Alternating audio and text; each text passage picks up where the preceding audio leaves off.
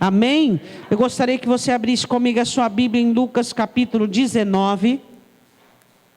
Lucas capítulo 19, versículo de número 26. Lucas 19, 26.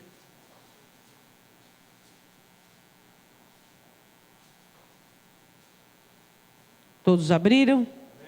Amém? Nessa primeira segunda-feira de junho, onde nós estamos aqui reunidos, né? Para agradecermos a Deus pelo mês de maio e pedirmos ao Senhor as bênçãos dos altos céus sobre o mês de junho. A palavra do Senhor diz em Lucas 19, versículo 26, pois eu vos digo que a qualquer que tiver, se lhe há dado, mas ao que não tiver, até o que tem lhe será tirado. Podei-vos assentar. Essa é a matemática do céu. Aí você diria assim, que matemática estranha. Às vezes as coisas do céu parecem estranhas para alguns. Isso aqui o Senhor estava dando ordem, dizendo, você vai tirar de quem tem essa uma, e ele vai ficar sem nada, e você vai oferecer àquele que tem 10. Mas Senhor, ele já tem 10, então ele vai ter mais uma. E assim é o céu. Quando nós recebemos dádivas, virtudes e bênçãos de Deus, e nós granjeamos e negociamos essas virtudes e dádivas, nós somos colocados nos céus separados para aqueles que receberão ainda mais. É impressionante, Deus, a justiça de Deus é algo que nos deixa boquiabertos. Aqueles que são negligentes, preguiçosos, aqueles que são sistematicamente entregues, aqueles que são detidos por suas conclusões errôneas, eles vão perdendo. Mas aqueles que fazem o melhor com aquilo que têm, eles vão ganhando. Mas a questão é, vamos começar lá do princípio, para nós entendermos um pouquinho melhor. Versículo 11, os discípulos estavam meio que, assim, todos cheios de expectação, né? Agora ele é o Messias, o nosso rei, e ele vai estabelecer o governo dele em Jerusalém, que é a capital, e nós vamos ter a preeminência, e nós vamos, como os discípulos na estrada de Emaús, nós esperávamos que ele fosse. E os discípulos tinham algumas convicções como essas, do Senhor Jesus estabelecer o seu governo em Jerusalém, alguma coisa do tipo, sabe? Alguma coisa que vinha na cabeça deles como um reino humano, uma glória humana, dizendo com o poder que ele tem, vai nos libertar, alguma coisa dessa maneira. No versículo 11 diz assim, e ouvindo eles essas coisas, ele prosseguiu e contou uma parábola, porquanto estava perto de Jerusalém. E cuidavam que logo se havia de manifestar o reino de Deus. Eles achavam que o reino de Deus era uma manifestação humana e predominante do Senhor Jesus. Sendo que nós sabemos que o reino de Deus é justiça, paz e alegria no Espírito Santo. Você percebe que até pessoas sábias, pessoas que andam com Jesus, às vezes têm interpretações equivocadas.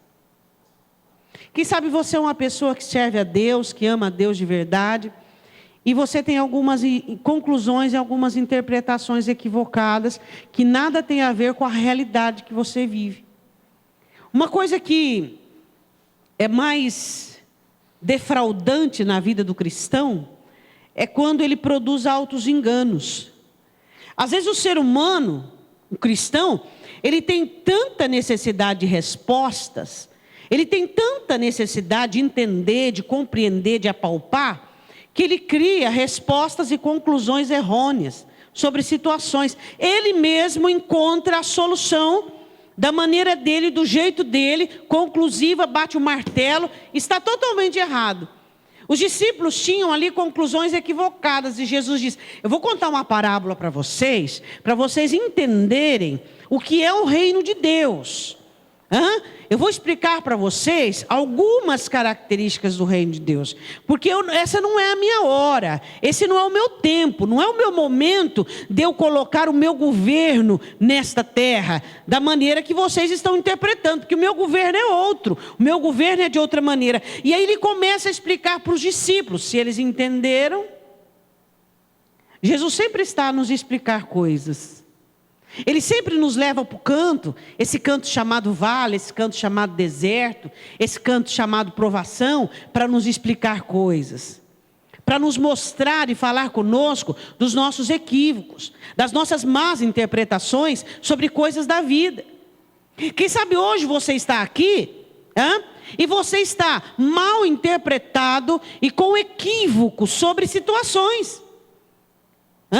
Quem sabe você até cantou essa canção dizendo assim, a penúltima, eu não sei, falando sobre esperança, e a Escritura diz que o melhor está por vir, mas você não tem paciência de esperar as mãos do Senhor trabalhar para o fim que o Senhor planeja chegar. Você mesmo quer dar um final à sua situação. Você mesmo quer dar um denominador à sua situação. E aí você trabalha por meio de equívocos e confusões. Se a sua vida é dirigida por Deus, você precisa aprender e entender que respostas não vêm de você. Às vezes perguntas surgem de você, mas respostas vêm de Deus. As respostas não podem vir de você. E um mal muito grande que os crentes fazem à própria história é querer responder suas questões, é querer resolver seus problemas, a sua maneira e do seu jeito. Por quê? Porque é hábil, porque é sábio, porque faz 30 anos de conversão. Então eles querem responder as próprias questões, sendo que resposta, ela vem do céu. Diga amém. Versículo de número 12. Disse, pois, certo homem nobre, ele estava falando de si mesmo, partiu para uma terra remota, a fim de tomar para si um reino e voltar depois. Ele estava falando da sua partida, da partida dele, que ele iria morrer, ressuscitar e partir. Aí ele diz assim, versículo de número 13. E chamando 10 servos, quantos servos ele chamou? Tá. Lucas 19 agora, número 13. Chamando 10 servos seus, deu-lhes 10 minas e disse-lhes, negociai até que eu venha. O que eram minas? Minas equivalia a 50 ciclos, era uma moeda, um peso. A ordem foi, negociai. Diga assim, o reino dos céus é feito de negociantes. Todos eles se tornaram negociantes. Aí quando você fala em negócio, às vezes você vincula apenas ao vendedor, ao comprador, aquele que tem loja, aquele que tem empresa, você vincula apenas nisso. Mas sabe o que é o negociante no reino dos céus? É aquele que pega aquilo que Deus dá e multiplica. Por meio de semeadura, por meio de granjeamento, seja o que for. O negociante no reino dos céus é aquele que recebe, por exemplo, o dom de Deus, e ele vai servindo ao Senhor de tal maneira, e ele vai se entregando de tal maneira, e ele vai buscando do Senhor sabedoria, habilidade e condições, e aquilo vai crescendo nas mãos dele. Vai crescendo, vai crescendo. E ele toma aquilo que Deus deu a ele e vai transformando. Ele vai transformando a própria vida. De que maneira? Por meio da submissão a Deus, por meio de ouvir a vontade de Deus. Como é que se granjeia? Como é que se negocia a vida? Por meio da obediência, por meio da submissão, por meio de ouvir a voz do Senhor e fazer coisas que agradam a Deus. Qual é o maior negócio nesta terra?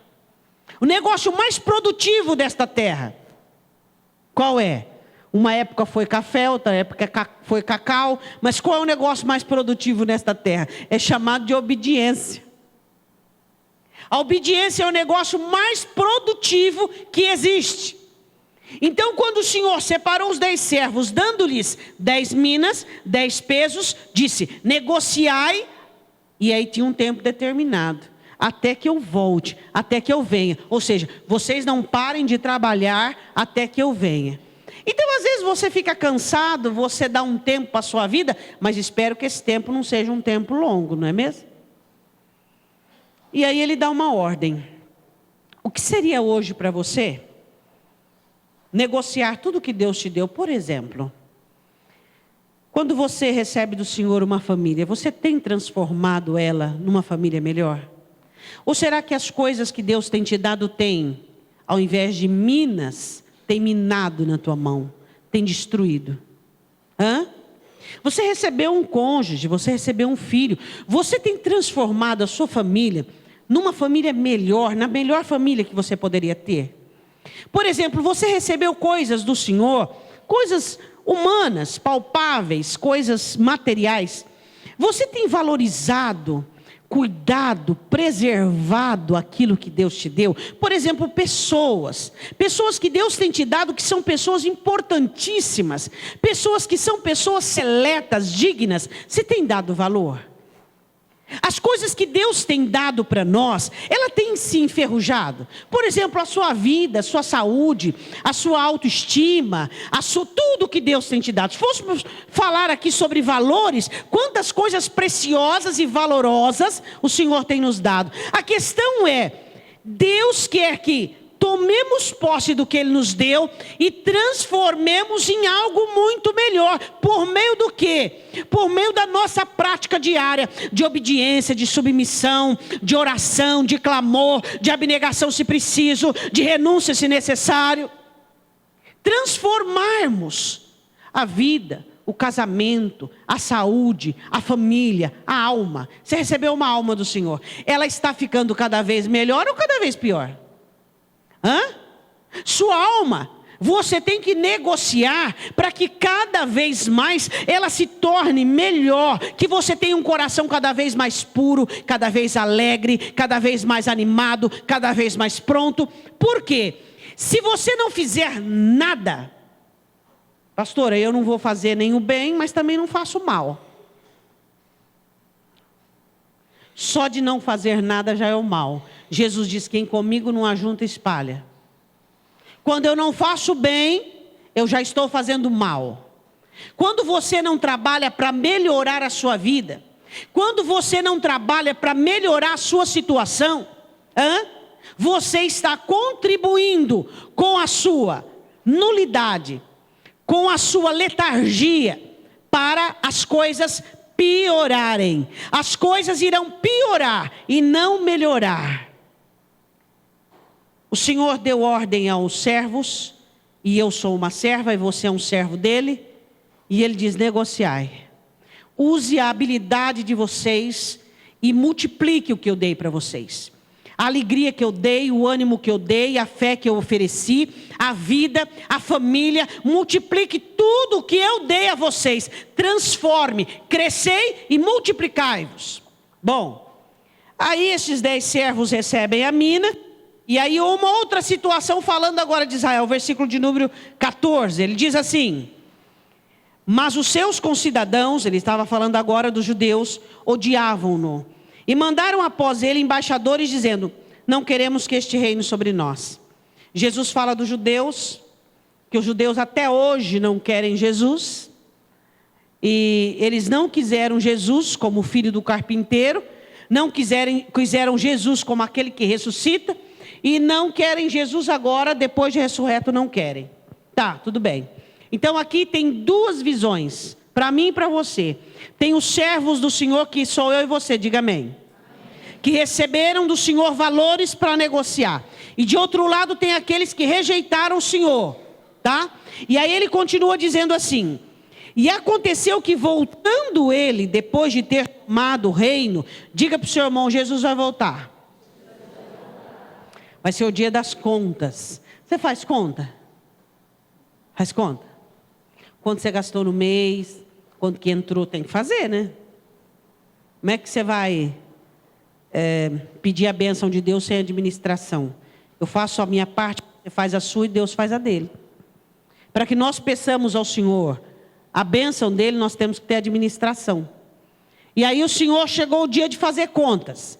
E o Senhor volta, como Jesus vai voltar para poder pedir conta de tudo aquilo que nos ofereceu. Ele vai pedir a conta até da habilidade de falar. Você fala? Fala. Que bom. Até das palavras que saem da sua boca, ele vai pedir conta.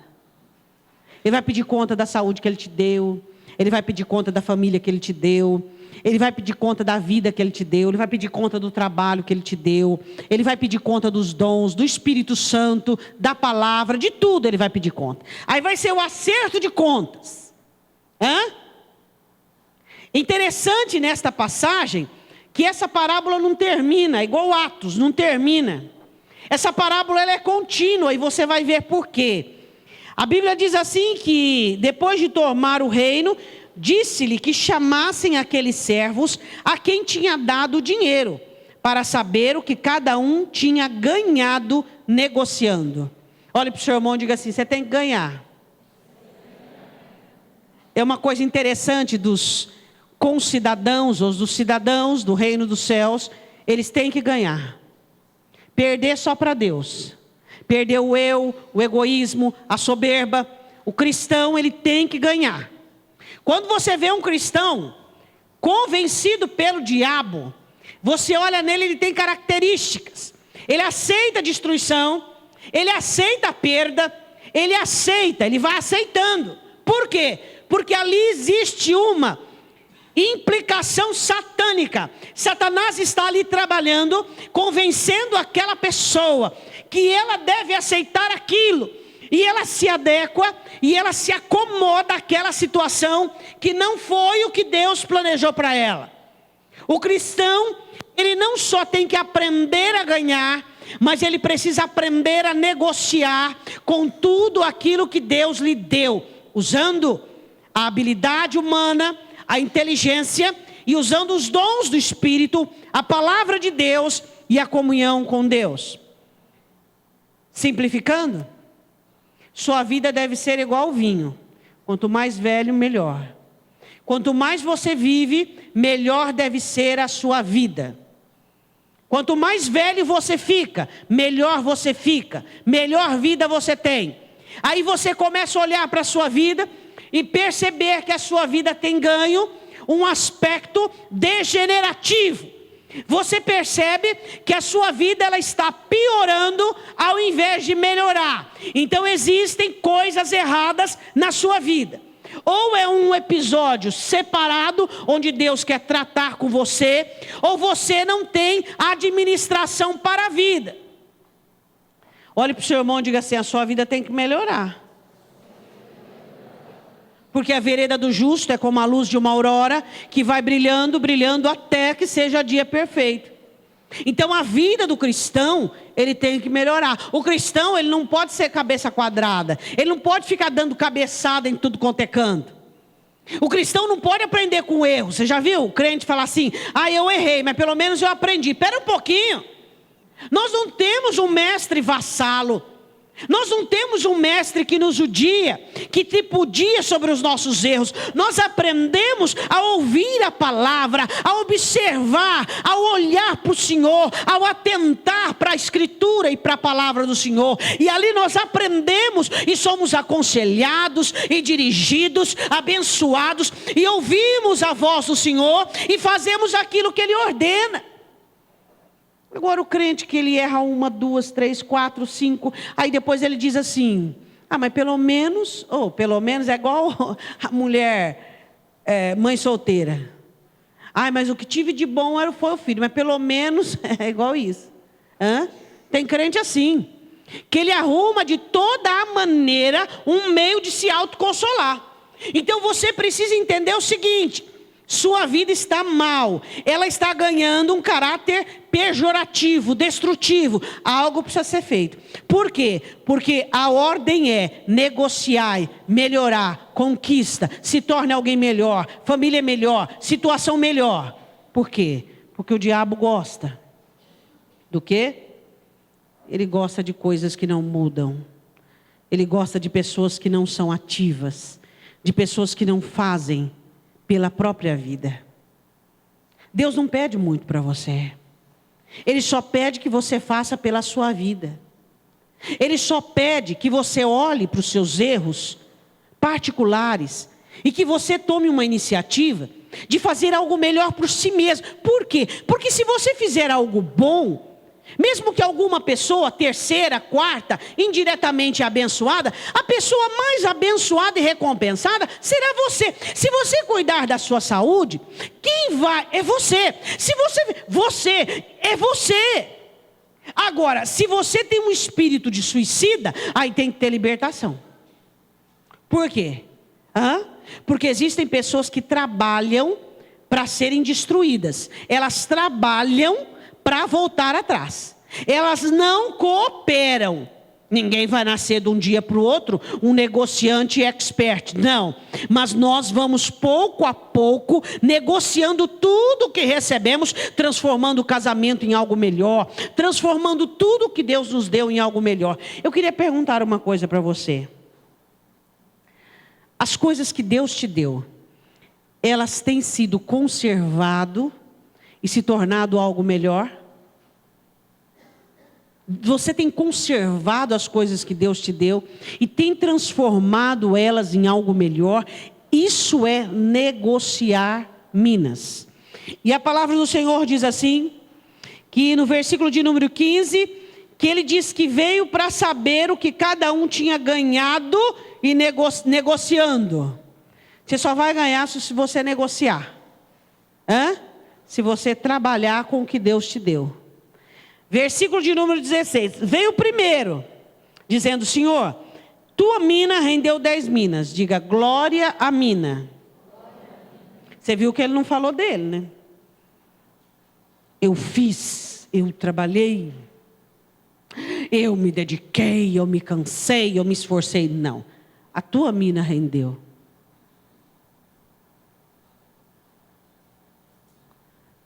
O primeiro veio e glorificou a mina e não a si mesmo. Porque você é capaz de negociar, de prosperar, de melhorar, de ter algo melhor, porque o que o Senhor deu para você e pôs na sua vida é o de melhor qualidade. Por si mesmo, já é bom, já é maravilhoso. Então um pouquinho de empenho de sua parte, um pouquinho de dedicação, a coisa vai embora. Não tem como algo bom que Deus te deu se tornar em algo ruim.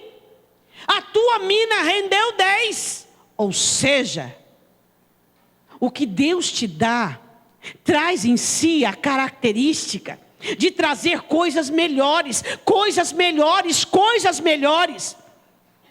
Aí o Senhor olha para ele e diz assim: eu preciso colocar mais na tua mão, porque você é bom no que você faz. Olhe para o teu irmão e diga assim: até Deus é incentivado. Ele olhou e disse assim: mas você é bom, você é capaz. Eu vou fazer o seguinte, eu vou fazer você crescer. Eu te dei 10 moedas, agora eu vou te dar 10 cidades. Que diferença. O céu trabalha com essa matemática, com o crescimento. Porque quem é fiel no pouco, o Senhor dá a ele o muito. Ele pegou aquela moeda e transformou em 10. O Senhor olhou e disse assim: você é apto para governar 10 cidades. Olha só, de moeda para cidade. Que pulo! Deus tem grandes pulos para você. Deus tem grandes coisas para a sua vida. Mas aí fica só na vontade, não tenho. Você já viu aquilo? Não tenho. Eu tenho que fazer. Eu tenho que fazer. Eu tenho que melhorar. Realmente eu tenho que ser melhor. Eu tenho que mudar. Eu não sei, eu tenho, nunca vem, né? É tenho, mas nunca acontece. Que tal tirar a mão do bolso? E começar a fazer pelo menos um pouquinho a cada dia. Que tal começar a agir? Essa mina deste servo rendeu 10, porque ele foi atrás, ele buscou. E o Senhor olhou para ele assim: eu tenho para você o crescimento, o reino dos céus trabalha. Jesus estava explicando para os discípulos sobre a verdade do reino dos céus. O reino dos céus trabalha tanto com crescimento, que eu e você, no céu, nós vamos estar junto com os anjos, cantando, adorando e fazendo parte daquela maravilha que será o reino dos céus em Jerusalém. De tão grande que é os planos de Deus para os seus. Aí ele continua e diz no versículo 17: bem está, muito bem, aprovado, servo bom, porque no mínimo fostes fiel, sobre 10 cidades terás autoridade. É respectivo. 10 cidades. Você foi fiel no pouco, nas 10 moedas, uma transformou em 10, foi fiel, então vai ser assim. Aí chamou o segundo, versículo de número 18, e veio o segundo dizendo: Senhor, a tua mina rendeu 5 minas. Olha para o teu irmão e diga assim: nós somos diferentes. Esse segundo não recebeu nenhuma crítica. Esse segundo não recebeu nenhuma exortação, nenhuma condenação. Nós somos diferentes. Existem pessoas que conseguem fazer o máximo. Existem pessoas que conseguem fazer a média. Mas Deus não leva em consideração se você consegue 10 ou 5. É você quem tem que ver. Desde que você conseguiu 5, mas você deu tudo o que você possuía, você fez o seu melhor, você está aprovado. Desde que o seu 5 é o seu máximo. É isso que Deus coloca na balança. Deus poderia ter dito: 5, olha este aqui, este que é um exemplo, e humilhá-lo. Não. Por quê? Porque nós somos diferentes. A nossa capacidade, ela varia. Não são todos livres como precisariam. Não são todos ousados como necessitariam. Não são todos fortes como é necessário. Não. Mas só que é o seguinte: o que o Senhor leva em conta? O máximo que você e eu der. É isso que Deus leva em conta. Se os seus 5 é só a metade do seu esforço, você vai ter que pagar por isso. Mas se o seu 5 foi o seu melhor, foi o seu maior empenho, o seu maior sacrifício, você vai ouvir as mesmas palavras do que ganhou 10. Só que a sua recompensa será respectiva à sua conquista. Aí ele diz assim no versículo 19. E a este disse também: sê tu também sobre 5 cidades. E veio outro dizendo: Senhor, aqui está a tua mina, que guardei num lenço. Aí ele pega a moeda e guarda num lenço. Eu vou guardar isso, igual gente que guarda dinheiro debaixo do colchão. Aí ele pegou e guardou a mina num lenço, escondeu. Eu vou esconder, eu vou guardar ela, porque não posso perder, porque é dele. Ele é bravo, rigoroso, e eu não posso perder. Não posso perder, vou guardar, vou esconder. Aí escondeu a mina. Aí quando o Senhor estava fazendo conta, ele foi lá buscar a mina no esconderijo dele. Ai, está aqui, glória a Deus. Agora pelo menos, eu vou devolver para ele. Não, pelo amor, não quero mais não. Bicho, pega aquilo que é teu. Aí ele chega para o Senhor. Ele diz aqui: tô aqui tua mina. Ele diz, no versículo 20: aqui está a tua mina que guardei num lenço, porque tive medo de ti. Esse maldito medo, hein? Medo, insegurança, ansiedade faz o povo esconder mina no lenço. Escravidão. Medo. Medo do quê? Medo? Então quer dizer que Deus é culpado. Você viu aqui, até na parábola, o Senhor é culpado. Não, o Senhor é muito culpado, porque o Senhor é rigoroso, porque isso e aquilo, o Senhor colhe onde não planta, e não, o Senhor é muito rigoroso, Deus é muito rigoroso, então estou aqui. Aí ele diz assim: tive medo de ti, és homem rigoroso, que tomas o que não puseste. Toma o que não puseste? Não, o Senhor pôs. Injusto. Você sabia que quando você fala mal da tua vida, você está falando mal de Deus? Porque Jesus diz: eu sou a vida. A vida que você tem foi Jesus quem deu. Então você não pode falar mal da tua vida. Minha vida está isso, minha vida está aquilo, eu não aguento mais. Aí ele disse assim: tomas o que não pusestes e cega o que não semeaste. Por ele disse: mau servo. Por que ele era mau? Por quê? Não granjeou, não negociou. Mas eu quero falar uma coisa mais importante do que isso. Mau servo. Errou? E a culpa é de Deus. As coisas que dão errada nas nossas vidas, a culpa não é de Deus. Vamos olhar ali, a digital que tem, se é de Deus ou é nossa. As coisas que dão errado na nossa vida, a culpa é nossa. Se não negocia, se não prospera, se não abunda, a culpa é nossa. Ele diz assim: mau servo, pela tua boca te julgarei, as tuas palavras, aquilo que você diz sobre mim. Sabia que eu sou um homem rigoroso, que tomo o que não pus e cego o que não semeei? Por que não pusestes, pois, o meu dinheiro no banco, para que eu, vindo, o exigisse com juros? Olhe para o seu irmão e diga: pelo menos o juro. Rendesse ali mais uma mina e meia, ou mais meia, não sei, dependendo da época, mas pelo menos o juro. Por que você não pôs no banco para render pelo menos o juro? Por que você não fez pelo menos o mínimo? Investiu pelo menos o mínimo? Fez alguma coisa? Por que você escondeu? Sabe, aí estão aqueles que não fazem nada pela vida. Não fazem nada com aquilo que Deus lhes dá. E o pouco que faz, acha que está fazendo muito, está cansado, desmotivado, desanimado. Você é capaz de fazer muito mais do que o que você faz pela sua vida. Muito mais. Porque o proprietário das minas é Deus. Você é capaz de ser melhor. Você tem que acreditar nisso. E negligenciar, ensurdecer-se para as conversas de Satanás. Você pode ser melhor, ter uma família melhor, uma vida melhor, projetos melhores, porque você tem que acreditar que aquilo que Deus investiu na sua vida é de melhor qualidade. Isso quer dizer que no reino de Deus tem péssimos administradores da vida. E que no final irão tentar de todas as maneiras culpar Deus. E se você estiver perto, ele vai tentar culpar você.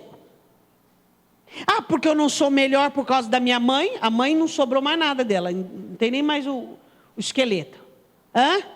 O pai, a avó, a bisavó, a tataravó e a culpa. Escuta. E de quem foi a responsabilidade? Quem foi o responsável por salvar você e tirar você das trevas e trazer para a luz?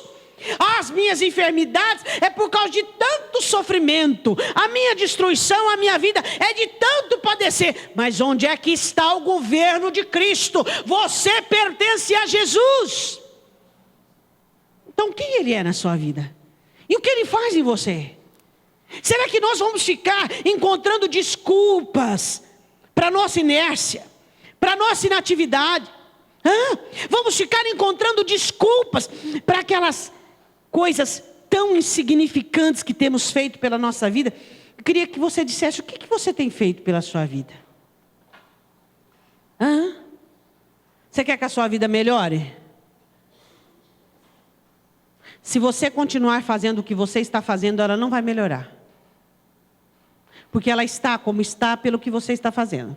Você tem que investir mais atividade para ela melhorar. Eu quero que a minha vida melhore, então faz mais, que lá na frente vai melhorar. Se você continuar nesse mesmo batidão, nessa mesma rotina, não reclama depois. Vai ser assim, desse jeito aí. Agora, se você começar a fazer algo novo, algo diferente, algo, sabe, um pouco melhor, as coisas vão melhorar. A minha vida vai mudar. Isso não depende de Deus. Deus já decretou na cruz do Calvário que nós teremos vida em abundância. Se a sua vida vai mudar, não depende de Deus, ela depende de você. É de você que depende. De você ser um bom negociante com a vida. Um bom investidor com a vida. Agora você quer que a sua vida muda, você não faz nada de diferente, ela não vai mudar. Sua vida vai mudar quando você mudar. E aí depois não fica frustrado não. Eu esperei que esse ano ia ser diferente. Você fez alguma coisa no ano passado de diferente, de melhor, para que esse ano fosse melhor? Não, então não reclama. É ou não é? As coisas são simples, não são? Eu quero que a minha vida melhore o ano que vem. Deixa eu trabalhar de junho a dezembro, deixa eu fazer algo melhor, deixa eu investir na minha vida, deixa eu crescer como um cristão, deixa eu usar um pouquinho, deixa eu, fazer algo um pouco melhor, e aí eu vou colher o ano que vem, que gostoso, que bom.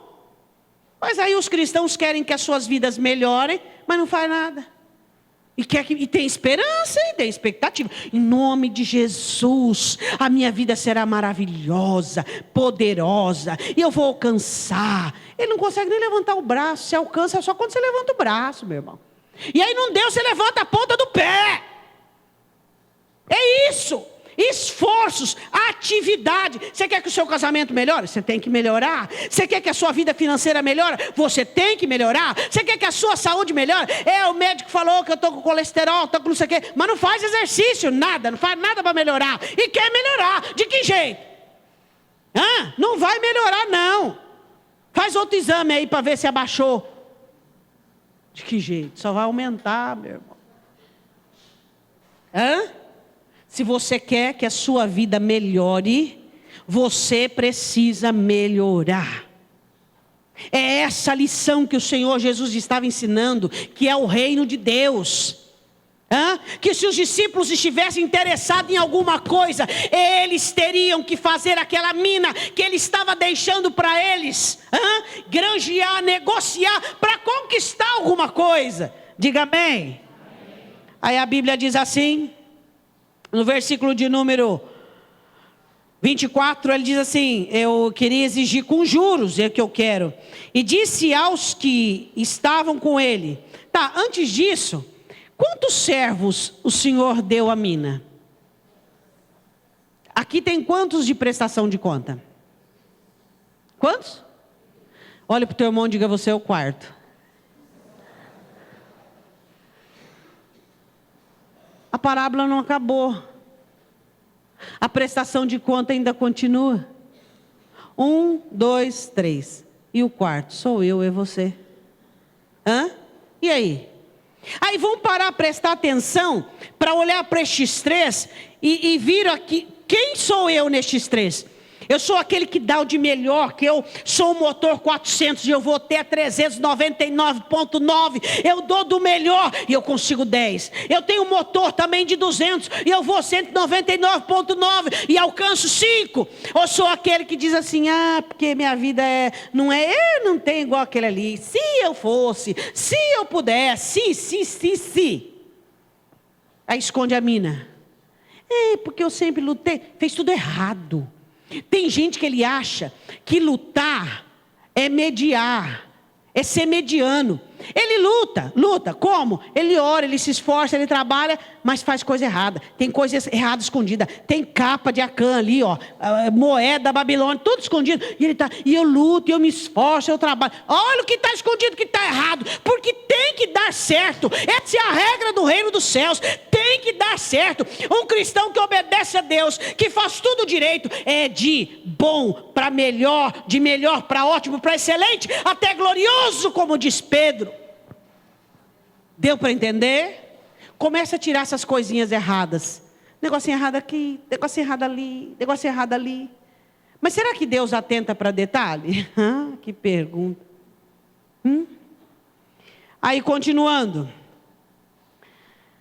Versículo 24. E ele disse ao que estava com a mina: tirai-lhe a mina e dai ao que tem 10 minas. Aí disseram-lhe eles: Senhor, mas ele já tem 10. Mais um? Mas por quê? Para ele. Mereceu. O reino dos céus, ele é compensador. Deus trabalha também com a lei da recompensa. Porque ele mereceu. Tem gente que pensa que o céu é um albergue diurno, noturno ou um centro espírita. Tem gente que pensa isso aí. Que Deus é um velho caquético e que todo mundo é bom. Não, não tem importância. Igual brasileiro. Não, Senhor, mas quebra aí essa daí. O Senhor viu que não dava e tal. Não, tudo bem, passa por aqui, não deixa ele ver não, tal. Tem gente que pensa assim. Que isso, meu irmão? O nosso Deus é Deus de juízo, é Deus de justiça. Não haverá desculpas. Não haverá tipo assim, eu tive uma vida difícil, aí veio o crente lá com a vida difícil. Filho, vem aqui. Olha a vida dele, passa lá no telão. Você teve a vida mais difícil. Olha lá o que ele fez. Ele usou a dificuldade dele como escada para crescer. E você? Senhor, estou envergonhado. Estou envergonhado. Aí continuando ele diz assim: pois eu vos digo. Você pode dizer glória a Deus? Qualquer que tiver ser-lhe-á dado. Essa é a matemática do céu. Você tem? Deus vai te dar mais. Você tem? Deus vai te dar mais. Você tem o Espírito Santo? Ele vai te dar mais. Você está fazendo o melhor com aquilo que Ele tem te dado, o melhor com a sua família, Ele vai te dar mais. Você tem feito o melhor com a sua vida, com a sua dinâmica de falar, de ir e vir, Ele vai fazer mais. Ele diz assim: mas ao que não tiver, ou seja, não faz nada, fica ali, Ele diz assim: até o que tem lhe será tirado. Perde tudo. Por quê? Não faz o melhor. E quanto àqueles inimigos que não quiseram que eu reinasse sobre eles, pensou que ia esquecer desses, né? Trazei-os aqui e matai-os diante de mim. A condenação a todos aqueles que não o receberam. Eu quero que você feche os seus olhos. Eu quero que você medite alguns minutos sobre aquilo tudo que Deus tem posto diante de você. Quantas palavras que Deus tem ministrado sobre a sua vida. Quantas beneficências do Senhor sobre a sua vida. Quantas coisas grandiosas e gloriosas Deus tem te dado. Deus tem te cercado de bênçãos. Quando o salmista escreve o Salmo 113, ele diz: bendize a minha alma, ó Senhor. Bendize a minha alma, ó Senhor, e não te esqueças de nenhum de seus benefícios, porque Ele é aquele que perdoa as tuas iniquidades, que redime a tua alma da perdição, que te coroa de benignidade, de sorte que a sua mocidade se renova como a da águia. Bendize a minha alma, ó Senhor. Bendize a minha alma, ó Senhor. Que em nome do Senhor Jesus Cristo, a sua alma possa olhar para tudo aquilo que Deus tem te dado e dizer: eu vou fazer o meu melhor, eu vou dar o meu melhor no meu trabalho. Não importa se eu estou descontente com o meu trabalho, o Senhor disse que eu tenho que ser fiel no pouco, e eu vou ser fiel no pouco. A minha família, o meu casamento, eu não gosto do jeito que está, a minha vida eu não gosto do jeito que está, mas eu vou dar o melhor, eu vou negociar. O Senhor me intitulou, me elegeu como um negociante, e eu vou negociar, eu vou trabalhar, eu vou render, porque eu vou precisar apresentar para o Senhor tudo aquilo que eu trabalhei com aquilo que Ele me deu. Em nome do Senhor Jesus, eu quero que você se coloque de pé. Eu quero que você coloque a sua Bíblia junto ao seu coração. Em nome de Jesus.